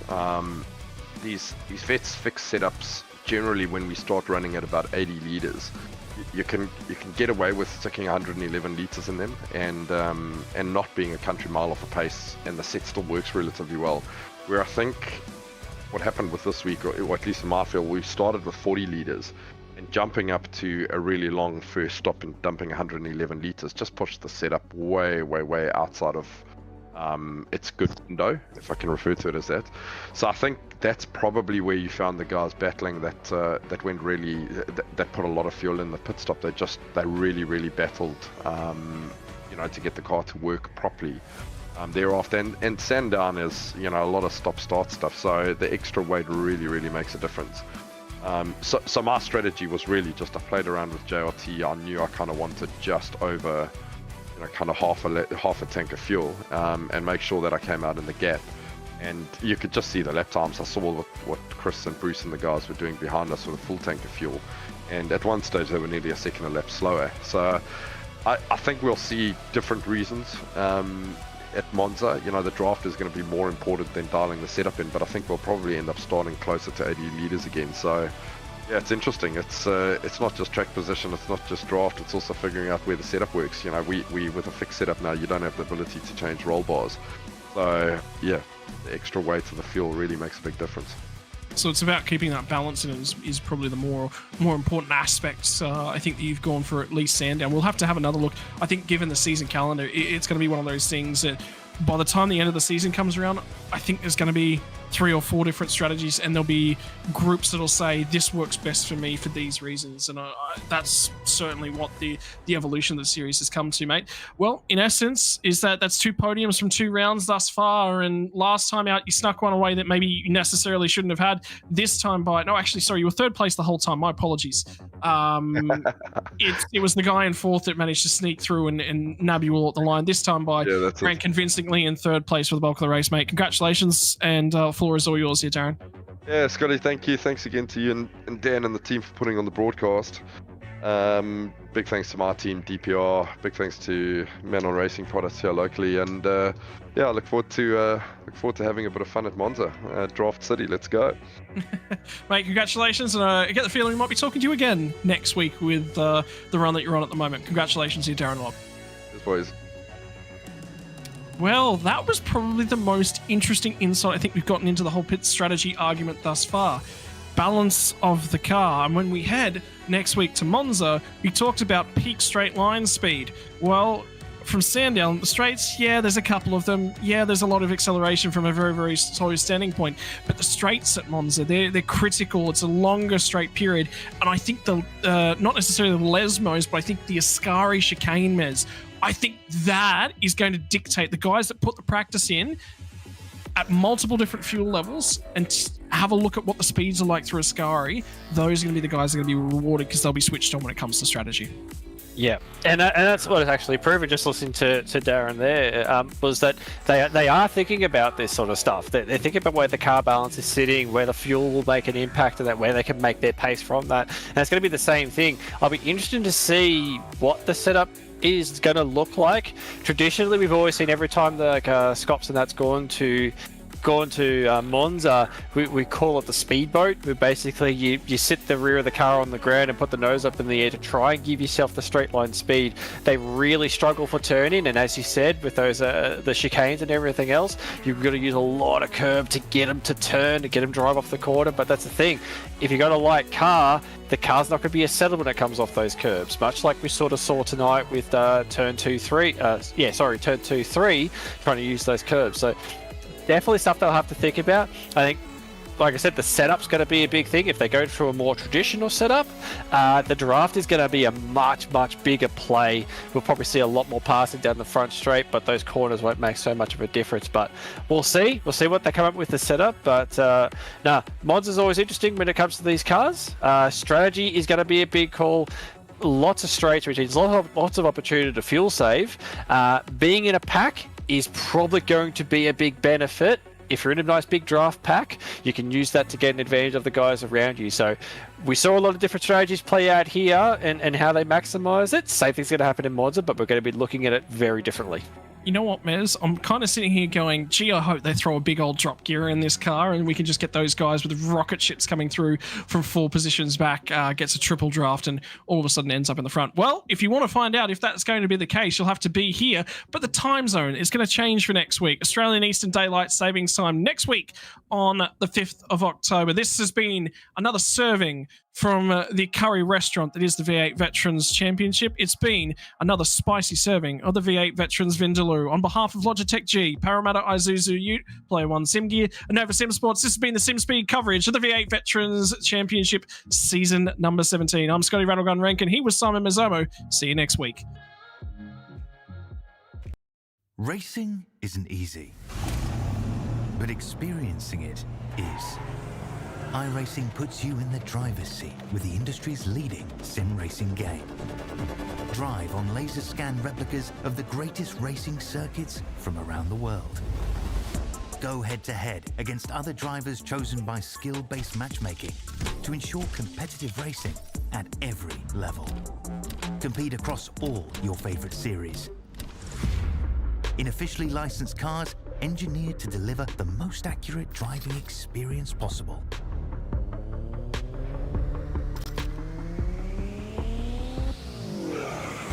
Join a race or host your own with players from across the globe. Race against the computer or in a league with friends. Feel the thrill behind the wheel. Visit iRacing.com.